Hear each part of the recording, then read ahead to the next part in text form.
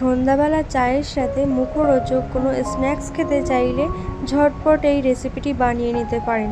মাত্র 5 মিনিটে ঘরে থাকা কিছু উপকরণ দিয়ে ঝটপট রেডি হয়ে যাবে এই সুন্দর মুচমুচে মুখরোচক স্ন্যাক্সটি।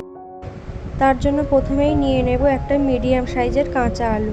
আলুটাকে আমি খোসা ছাড়িয়ে ধুয়ে পরিষ্কার করে নিয়েছি। এবার একটা ছুরি দিয়ে ছোট ছোট করে টুকরো করে কেটে নেব। আলুটাকে ছোট ছোট টুকরো করে কেটে নিয়েছি। এবার কিছুটা জল দিয়ে পরিষ্কার করে ধুয়ে নেব। বন্ধুরা, আলুটাকে আমি ধুয়ে খুব ভালো করে পরিষ্কার করে নিয়েছি। এবার কিছুটা জল দিয়ে আমি এক সাইডে এটা রেখে দেব। এবার অন্য একটি পাত্রে নিয়ে নেব 1 কাপ পরিমাণ চিড়ে। চিড়েটাকে আমি জল দিয়ে 2 থেকে 3 বার ধুয়ে পরিষ্কার করে নিয়ে নেব। বন্ধুরা, চিড়েটাকে 2 থেকে 3 বার ভালোভাবে ধুয়ে নেবেন, কারণ চিড়েতে অনেক প্রচুর নোংরা থাকে। এবার চিড়েটাকে আমি ধুয়ে পরিষ্কার করে তুলে নিয়েছি জল ঝরিয়ে। এবার একটা মিক্সচার জারে চিড়েগুলো নিয়ে নেব।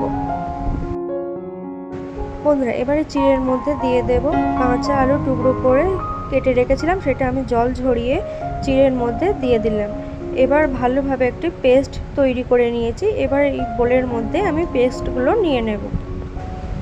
এবার দিয়ে দেব পরিমাণ মতো লবণ, হাফ চামচের মতো লঙ্কার গুঁড়ো, 1 চামচের মতো গ্রেট করে নিয়েছি আদা, দিয়ে দেব হাফ চামচের মতো জোয়ান, হাফ চামচের মতো দিয়ে দেব গোটা জিরে, 2 চামচের মতো দিয়ে দেব আটা। এবার এর মধ্যে দিয়ে দেব কিছুটা পরিমাণ ধনেপাতা কুচি। এবার সমস্ত উপকরণগুলো একসাথে ভালোভাবে মেখে নেব। বন্ধুরা, আপনারা দেখতেই পাচ্ছেন উপকরণগুলো খুব সুন্দর করে ভালোভাবে মেখে নিয়েছি।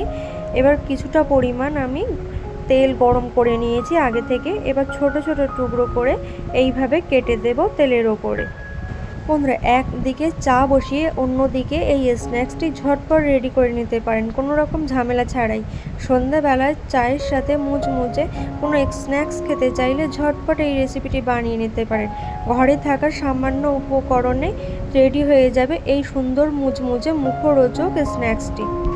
বন্ধুরা, এবার গরম তেলের ওপরে এগুলো দিয়ে মিডিয়াম ফ্লেমে উল্টে পাল্টে খুব সুন্দর করে ভেজে নেব।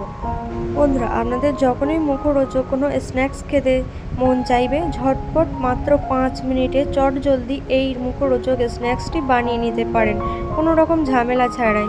আর ঘরে থাকা সামান্য কয়েকটি উপকরণে ঝটপট বানিয়ে নিতে পারবেন। আর এই স্ন্যাক্সটি এত মুচমুচে হয়ে থাকে, একবার বানিয়ে খেলে প্রত্যেক দিন চায়ের সাথে সন্ধ্যেবেলা শুধু এটাই বানাবেন। বন্ধুরা, গ্যাসের ফ্লেমটা মিডিয়ামে রেখে উল্টে পাল্টে খুব সুন্দর করে দেখুন আমি ভেজে নিয়েছি। এবার তেল ঝরিয়ে এগুলোকে তুলে নেব। আপনারা দেখতেই পাচ্ছেন কতটা সুন্দর হয়েছে।